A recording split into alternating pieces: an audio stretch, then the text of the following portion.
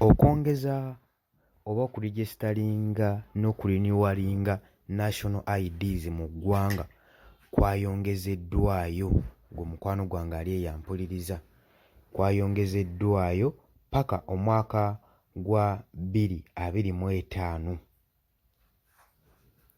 Okusinziira ku Ministry of Internal Affairs State Ministry, International Affairs State Ministry, General David Muhoozi agamba nti nno national identity cards ez'expiring oba ezayitako mu mwaka guno ogwa 2024 ogwa 2024 zijja kusigala nga ziri valid nga zikola omwaka omulala. Bw'atyo bw'alangiridde gwe mukwano gwange ali eyo ampuliriza. Nnyongera mu maaso n'okuba nga nkwanirizaako nnyo gwe yonna yenna yeesinzira yonna yonna gy'oli okuba nga otuwuliriza, yonna yonna gy'osinza okuba nga otuwuliriza, gwe eyeekuumira ku UG Updates TV. Nkutegeeza nti okola ky'amaanyi nnyo okwekuumira ku mayengo gano gwe mukwano gwange yenna yenna ali eyo. Mbategeeza nti nno gw'atannaba kuba nga osubscribinga, genda mu maaso subscribinge, sharinga, commentinga, tusobole okuba nga tukutuusaako information yonna gye weetaaga okumanya mu ggwanga. Nagamba nti nno omulembe gw'oggula amawulire gwaggwayo dda, olina kugula buguzi ssimu n'oba nga osobola okuba nga weetuusaako buli kimu ky'oyagala gwe mukwano gwange ali eyo eyeekuumira ku UG Updates TV. General Muhoozi, David Muhoozi ne ttiimu ye ey'aba technician okukosa ne offices okuva mu National Committee of mu Different Internal Affairs, okusinziira ku bivaayo, okusinziira ku different state mu internal affairs, ministry oba minisita agamba nti nno okulinewalinga kwa national identity card kugenda kubanga kwongezebwayo olw'ensonga nti nno waliwo certain instruments ze beetaaga, gadgets ze beetaaga ze batalina gwe mukwano gwange ali eyo ampuliriza. Waliwo ebintu bye beetaaga bye batalina, bye balina okuba nga batambula nabyo okusobola okulaba nga barenewalinga national IDs. Kitegeeza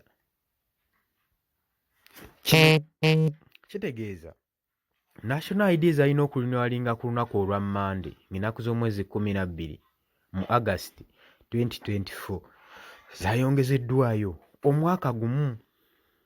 NIRA wamu ne minisita waayo General Muhoozi ayimiriddewo nga abaakinga eno massive distraction gye baataddewo exercise esobola okuba nga edimayalinga oba admitinga ng'esobola okudireyinga registration ya national ID, kwegamba bataddewo ensonga zaabwe ez'ekimpatiira basobole okuba nga bagyembaakinga okusobola okudireyingisa registration eno okugenda mu maaso. Exercise eno yali supposed okuba nga ekolebwa nga ennaku z'omwenga lumu June mu 2024 newankubadde baasinkana challenges ne delays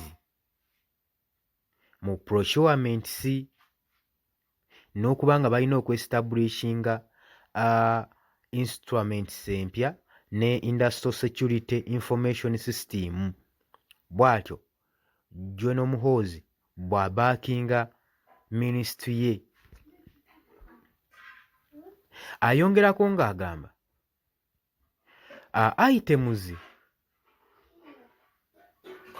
items eziri critical zaali za pressingibwa dda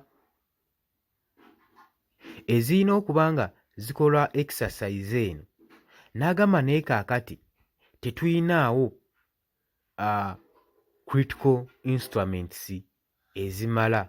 Kyo kino y'ensonga lwaki tugenda kufuna muddire, lwa nsonga twetaaga biometric registration kits 5,650 5,650 ze beetaaga okubanga bagenda n'exercise eno. N'agamba nti no tulina muddire mu blank cards ze bakozesa ssaako n'okusentalinga data. Waliwo hardware ne 5 software models ze balina okuba nga beetaaga okusobola okgenda mu maaso ne exercise eno ey'okurenewallinga national IDs. Minisita agamba David Muhoozi nti newankubadde zino national ID ze tuyina nkadde zaayiseeko, naye mu kurenewallinga national IDs steps nnyingi ezeetaagisa ku muntu okubeera nga osobola okuba nga orenewallinga national ID. Era n'abagamba nti nno temutya temufaayo, buli muntu mu mwaka gwa 2026 ajja kubeera eligible, ajja kuba asobola okuba nga ali mu busobozi obulonda mu kalulu ako. Agamba nti nno buli muntu ajja kubeera ne details ze ezaakapukyalingibwa n'ensonga zonna ezikwatagana ku national ID, asobole okuba nga yeetaba mu kulonda okwa 2026. So ekyo abantu n'abagamba tekibeeraliikiriza. Committee chairperson Honorable Wilson Kajwejwe ye yabadde asuggestinga ng'agamba nti multiple national events, emikolo gino egitaggwa egibeera mu Kololo ceremonies ground, ye gyanenyezebwako NIRA, ekitongole kya NIRA ekya National Identification Registration Authority, akinenya nti nno emikolo gino egitaggwa gye gitaddewo okuba nga gislowinga operation eno oba exercise eno ogenda mu maaso. Agamba nti nno mwatulipootingira mu abannira mbu mukozesa ennaku 3 okukipayinga Kololo. N'agamba nti twagala muteekewo laaleezi ez'okutya mu bantu nti temulina kubanga muddamu mu maaso okwokipayinga laalizi zino nga mugenda mu mikolo Kololo nga mukozesa ennaku eza 3 buli we mugendawo ku Kololo ceremony ground.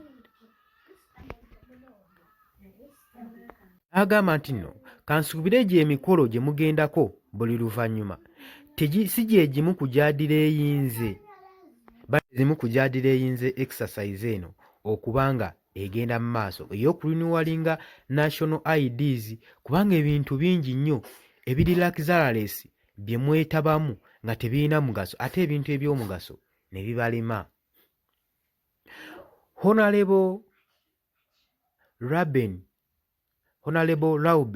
Alinaitwe ono nno nga yeewoyisingiro West Country, ye agamba nti no okurecognizinga national ID naddala zino validity, okubanga beextendingayo validity zaazo, kijja kubeera problematic, naddala okulosinga border kigenda teekawo obuzibu bw'amaanyi nnyo, naddala ffe abakulosinga ensalo.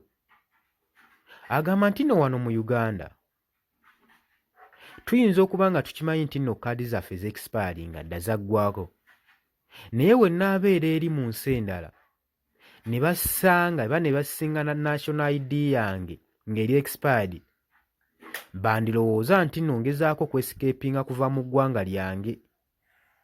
Ekyo nakyo mukimanye, Alinaitwe watu wagambye. Honorable Brodan Kintu NRM Kagoma North Country ye abadde si musanyufu wadde n'akamu n'akeddagala ng'agezaako okugamba ye teyabadde musanyufu n'akamu n'akeddagala olw'okubula abuzensi ya sitaafu ya NIRA kuba ye agamba ye yataddewo agamba NIRA erina okuba nga ekola enkola eno. Agamba NIRA erina okuba ng'eteekawo busayini positi ku ofiisi yaabwe obulaga nti nno leero tebakoze kubanga ye ekyo kyamunyiizizza nnyo.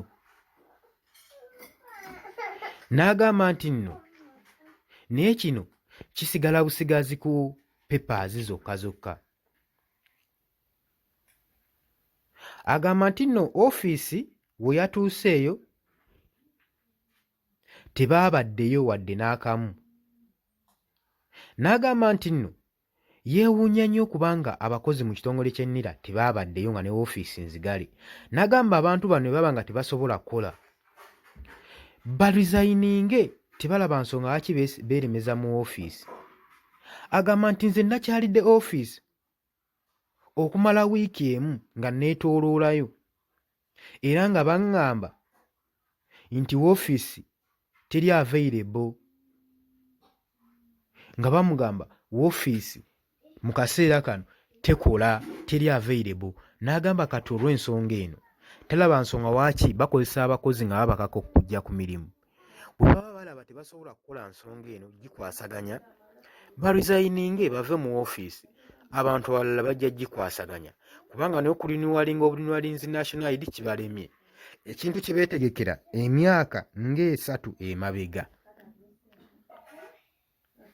Kale mukwano gwange embeera weekyo weekyali jjukira nti nno oli baavayo ne balangirira ne bagamba nti nno nti bonna alina national ID ng'eri invalid totya gweena kuloosinga border naye zifevalinga gwe akuloosinga East African communities countries eziri mu East African community zokka zokka weesobola okuyambira we basse omukago ne invalid national ID. Kitegeeza gwe agenda mu Western Africa, Northern, West, gwe ebibyo biba bikyali bibi gwe mukwano gwange ali. Kale nkutegeeza gwe atannaakuba ng'osubscribinga genda maaso subscribinga, sharinga, commentinga naye nga tova ku UG Updates TV. Tugenda kuba nga tukomawo ne information endala nnyingi nnyo gwe mukwano gwange ali eyo ampuliriza.